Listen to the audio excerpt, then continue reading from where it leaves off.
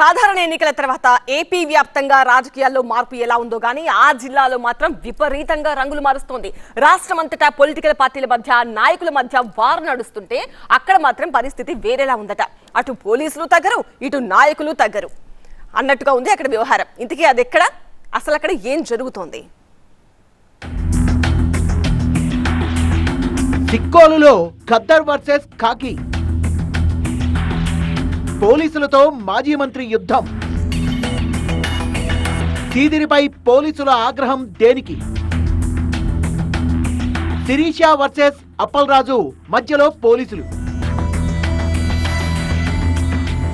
సిక్కోలు జిల్లా రాజకీయం వరుస వివాదాలతో వేడెక్కుతోంది. పోలీస్ వర్సెస్ మాజీ మంత్రి సీదిరి అప్పల్రాజు అన్నట్టుగా నడుస్తోంది ఇక్కడ పొలిటికల్ యుద్ధం. పలాస నియోజకవర్గంలో వైసీపీ క్యాడర్ కి మద్దతుగా అప్పల్రాజు రోడ్డెక్కడమే దీనికి కారణంగా తెలుస్తోంది. ఆయన అడ్డుకునేందుకు పోలీసులు రంగప్రవేశం చేయడం ఇక్కడ రాజకీయాన్ని రక్తి కట్టిస్తోంది. అభి, చిన్న కన్ఫ్యూజన్. ఫ్లాట్ కొనాలా, సైట్ కొనాలా? కన్ఫ్యూజన్ ఎందుకు? ఒక రియల్ ఎస్టేట్ ఎక్స్పర్ట్ తో మాట్లాడు. ఎలా? బాస్ వాలా.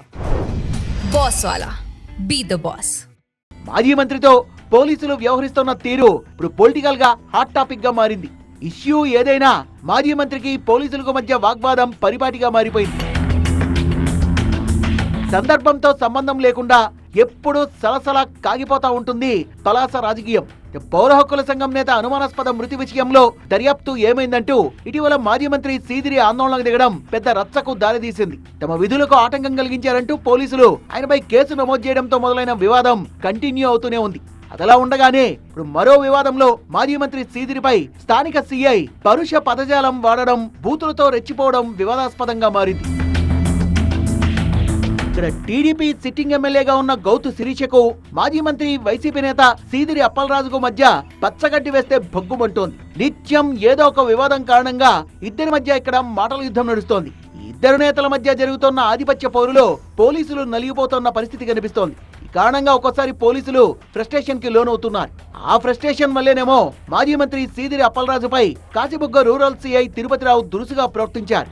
ఆందోళన చేస్తున్న ప్రజాప్రతినిధిని మాజీ మంత్రి అనే గౌరవం లేకుండా అనకూడని మాటలు అనడం దుమారానికి దారితీసింది. అప్పల్రాజు వైపు వేలు చూపిస్తూ సిఐ దురుసుగా ప్రవర్తించడం చర్చనీయాంశమవుతోంది. తిరుపకొత్తూరు మండలంలో పశువుల షెడ్డు నిర్మాణం వివాదంలో వర్గంతో టీడీపీ నేతలు గొడవకు దిగారు. మాట పెరిగి ఇరు వర్గాలు కర్రలతో కొట్టుకునేంత వరకు వెళ్లింది. పరస్పరం పోలీసులకు ఫిర్యాదులు చేసుకున్నారు. విషయం తెలియడంతో రంగంలోకి దిగిన అప్పల్రాజు బాధితులు ఫిర్యాదు చేసినా ఎందుకు కేసు నమోదు చేయలేదంటూ పోలీసుల్ని నిలదీశారు. పైగా బాధితుల్నే స్టేషన్ లో పెట్టడం ఏంటంటూ ఆగ్రహం వ్యక్తం చేశారు. వాగ్వాదం పెరగడంతో మాజీ మంత్రిపై మాట తూలారు సిఐ తిరుపతిరావు. ఆవేశంలో అనకూడని మాటతో టంగ్ స్లిప్ అయ్యారు.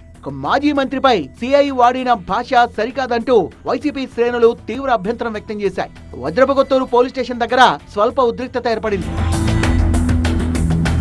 అంటే రాష్ట్రంలో అధికార మార్పిడి జరిగాక అటు పోలీసులకు ఇటు మాజీ మంత్రి అప్పల్రాజుకు మధ్య ఈ వాగ్వాదం ఎపిసోడ్లు కామన్ అయిపోయాయని చెప్పాలి. నియోజకవర్గానికి చెందిన పౌర హక్కుల సంఘం నేత అనుమానాస్పద మృతిపై దర్యాప్తు ఏమైందంటూ ఆ మధ్య కాశీబుగ్గ పిఎస్ ముందు బైఠాయించారు సీదిరి. తమ విధులకు ఆటంకం కలిగించారంటూ ఆయనపై కేసు నమోదు చేశారు పోలీసులు. అప్పటికే అప్పల్రాజుపై ఒక క్రిమినల్ కేసుతో పాటు మరో 2 కేసులు కూడా నమోదయ్యాయి.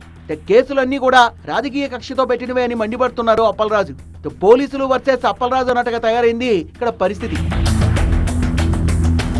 పలాస నియోజకవర్గంలో ఇదేం కొత్త కాదు. కార్యకర్తలకు ఏ చిన్న కష్టం వచ్చినా మేమున్నామంటూ నేరుగా రంగంలోకి దిగిపోతుంటారు ప్రధాన పార్టీల నాయకులు. క్యాడర్ కు భరోసా ఇవ్వడంతో పాటు ఇష్యూ ఏదైనా ఇజ్జత్ కా సవాల్ అన్నట్టుగా చెలరేగిపోతుంటారు. వాళ్లకు రాజకీయంగా ఎలాంటి ప్రయోజనం ఉన్నా లేకున్నా ఈ ఆధిపత్య పోరులో కాకీలు నలిగిపోతున్నారు. ప్రస్తుత పరిస్థితి చూస్తుంటే అది నిజమే అనిపిస్తోంది. వైసీపీ అధికారంలో ఉన్నప్పుడు పలాస డీఎస్పీ పైన, సిఐ పైన తరచూ ఆరోపణలు గుప్పిస్తూ మండిపడేవారు గౌతు శిరీష. అధికార పార్టీకి తొత్తులుగా మారిపోయారని పోలీస్ అధికారుల్ని విమర్శించేవారు. సార్వత్రిక ఎన్నికల తర్వాత గౌతు శిరీష అధికార పార్టీకి, సీదిరి అప్పల్రాజు ప్రతిపక్షానికి పరిమితమయ్యారు. ఇంత ఇప్పుడు సీన్ మొత్తం రివర్స్ అయిపోయింది. పోలీసుల తీరుపై సీదిరి అప్పల్రాజు తీవ్ర స్థాయిలో మండిపడుతున్నారు. అటు ఇటు కావడం, ఇటు అటు కావడం అంటే ఇదేనేమో మరి.